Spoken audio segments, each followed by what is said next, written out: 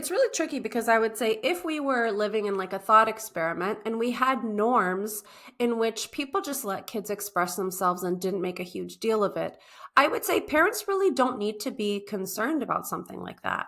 But when you do have other adults in your child's life kind of maybe asking you these questions or asking your child these questions, it's really tricky because you may be trying to create kind of a normalizing of your child's behavior, but those Hmm. questions can inadvertently pathologize the child. So, Mm. what I might kind of split this question up into like two things. So, how do we help the child? How do we support the child if you're the parent? And then how do you deal with the other adults in the child's life that may be inadvertently sending them these messages? And I'd say for the child, I think it's really great to say, to kind of explicitly note that, you are an expressive, creative child. I love the way you play with your hair or your clothes. And I want you to feel comfortable expressing yourself however you feel comfortable.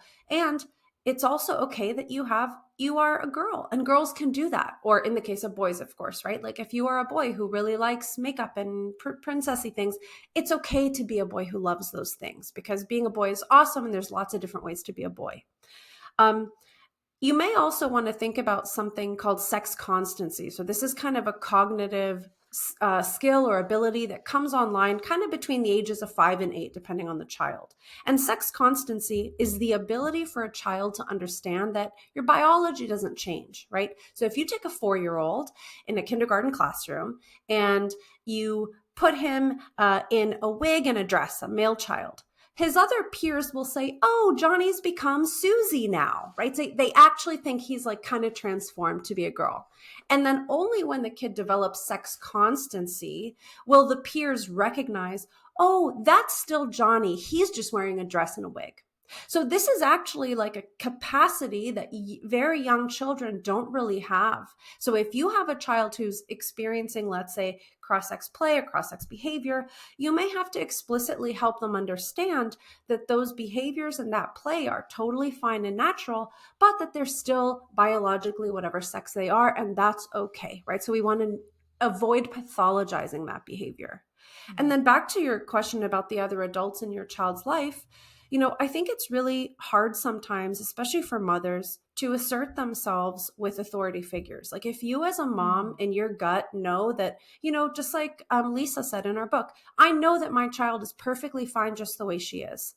And I feel like these other adults are kind of infringing upon the way we have chosen to kind of raise her in this like healthy gender nonconformity. You really have to find your own authority to be able to speak with other adults and say, I understand you're coming from a really good place, but I'm very concerned that these sorts of questions may confuse my child who's doing really well. She's happy, she's healthy, she's gender nonconforming, and we totally support her.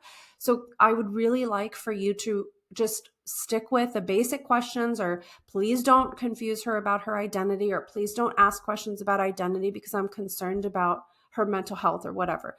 So I would just encourage parents to feel confident kind of asserting their stance with other providers or adults in the child's life.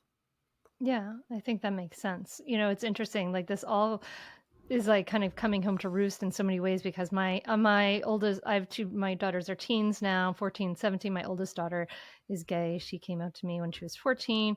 But Yeah. when they were young, when they were little kids, for me, it was very important to just let them be open to whatever was happening. Like I dress them as babies in green and blue and whatever, like Yeah. and pink and Right. and the different things. And so I feel happy that she, my gay daughter particularly feels comfortable being who she is, exactly.